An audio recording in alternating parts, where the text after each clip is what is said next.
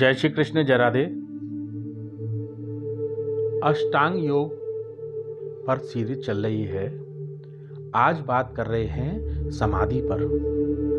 अष्टांग योग अर्थात योग को 8 स्टेप में पूरा करना, यम से प्रारंभ करके समाधि तक ले जाना। इससे पहले मैंने कई वीडियो बनाए हैं, आप उनको जाकर देख सकते हैं। यम नियम, आसन, प्राणायाम, प्रत्याहार, धारणा, ध्यान और अब आता है समाधि। समाधि की अवस्था लगाना। कोई कहता है मेडिटेशन कर लिया, ध्यान कर लिया, अब समाधि का क्या है? अब आखिरी स्टेप में समाधि क्यों आई? आपने ध्यान किया, स्थित प्रज्ञ में आप पहुंचे, लेकिन आपको समाधि की अवस्था तक भी पहुंचना है। समाधि से सत्य को जानना होता है। वास्तव में सत्य है क्या, हमको ये जानना है। सत्य क्या है, ये आपको समाधि की अवस्था से ही पता चलेगा। गुरु नानक देव जी ने कहा है भी सत्य, होशी भी सत्य। ये क्या है? वो सत्य था, है और रहेगा।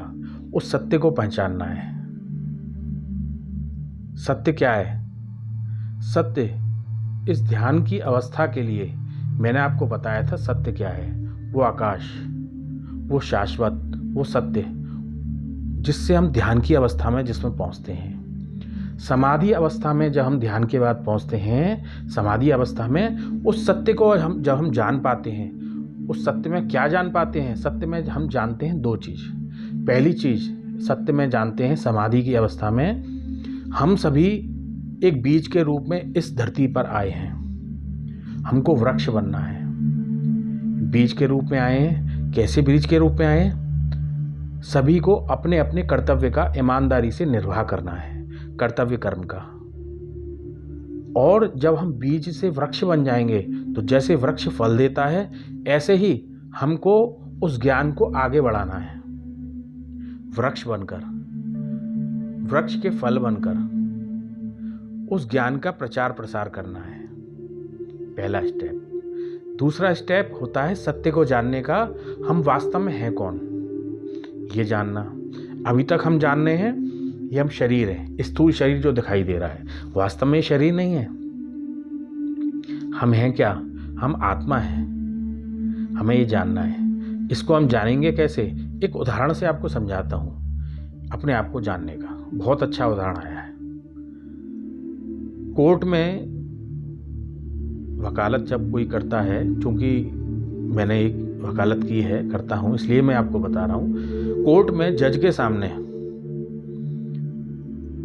कोई गवाह आता है।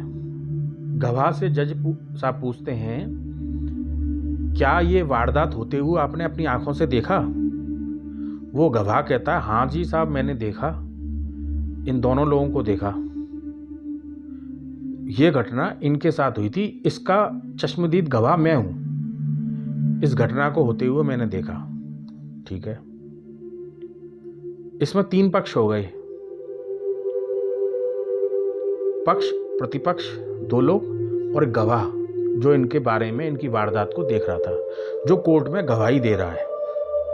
अब इस चीज को हम समझते हैं, जैसे ये हमारी जो आत्मा है, हम अपने आप को आत्मा समझें, शरीर नहीं।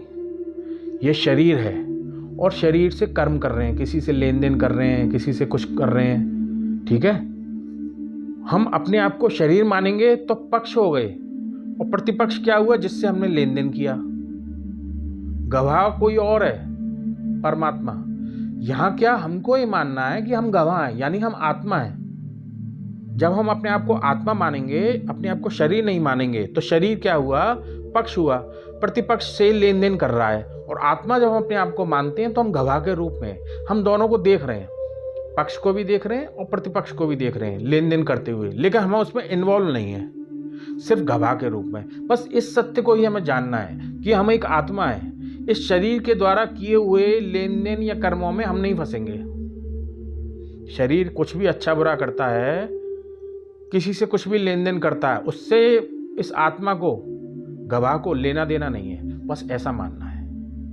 गवाह तो गवाही दे रहा है, यहाँ का गवाह जज के सामने दे रहा है, और हम यदि आत्मा है वो गवाही देंगे, हम परमेश्वर चिदानंद स्वरूप के सामने गवाही देंगे। वो आत्मा है, हम आत्मा है, अपने आप को ये मानना है, शरीर नहीं है।